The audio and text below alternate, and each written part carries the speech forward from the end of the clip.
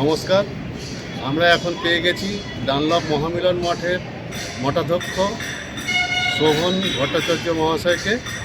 আমরা ওনার থেকে জেনে নেব যে মহামিলন মঠের সারা বছর কী কী কাজকর্ম হয় এবং এই যে ঐতিহ্যশালী মঠ, এই মঠের কী কী শোভা এবং শোভা সৌন্দর্য থেকে শুরু করে কী কী অ্যাক্টিভিটিস মানুষকে প্রাণিত করে, দয়া করে যদি কিছু বলেন।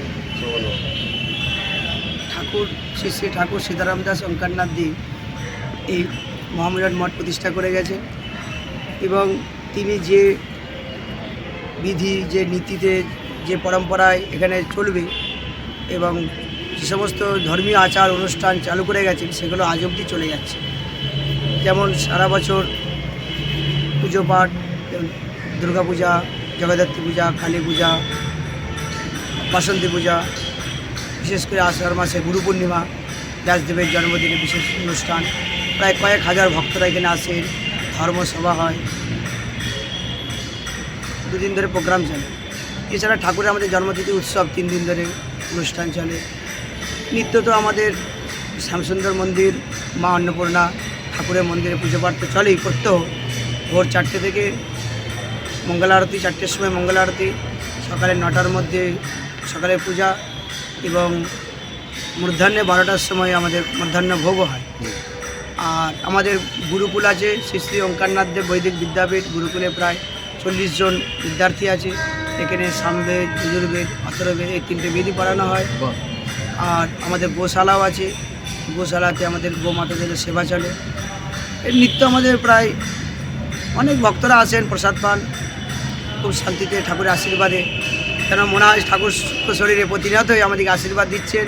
ঠাকুর আমাদের সঙ্গে আছেন, মঠে আছেন।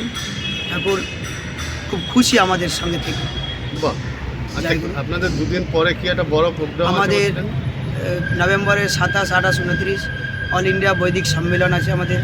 এটা হচ্ছে কেন্দ্রীয় সরকারের আন্ডারে, আপনার উজ্জয়িনীতে মহর্ষি শান্তিপনী বেদবিদ্যা প্রতিষ্ঠান, ওনারাই উদ্যোগ নিয়ে এখানে করাচ্ছেন। সারা ভারতবর্ষ থেকে জ্ঞানীগুণী সমস্ত বৈদিক বিদ্বানরা এখানে আসবেন। বিভিন্ন ইউনিভার্সিটির ভাইস চ্যান্সেলররাও আসবেন, রাজ্যপালও আসার কথা, পুলিশ কমিশনার আসার কথা। তাছাড়া এছাড়া আমাদের সারা বাংলা থেকে যে সমস্ত বৈদিক গুরুকুল আছে, গুরুকুলে প্রায় 250 আপনার বৈদিক ছাত্র, বাচ্চা ছেলেরা সব আসবেন। রাজদীপ ম্যাগাজিন ইউটিউব চ্যানেলের পক্ষ থেকে আপনাকে অসংখ্য ধন্যবাদ। আপনি ব্যস্ত সময়ের মধ্যেও দিয়েও কিছুটা সময় আমাদের জন্য বার করেছেন, সেই জন্য জয় গুরু। জয় গুরু।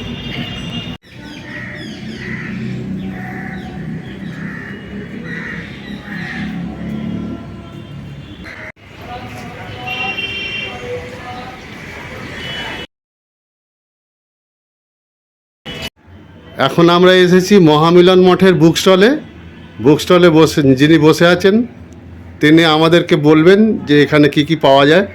প্রথমে আপনি আপনার নাম বলুন। আমি দেবাশিস চক্রবর্তী। এটা আমাদের বুক স্টল। এই বুক স্টলে প্রধানত ঠাকুরের নিজের লেখা বই, এছাড়াও ঠাকুরের জীবনী, সংক্ষিপ্ত জীবনী, গীতা, তারপরে আরও বহু জনের লেখা ঠাকুরের উপরে বই রয়েছে। এছাড়া ঠাকুরের ছবি, তারপরে ধূপ, তারপর চন্দন কাঠ, চন্দন গুঁড়ো, রুদ্রাক্ষের মালা, এই জিনিসগুলোই সাধারণত পাওয়া যায় যেগুলো ঠাকুরের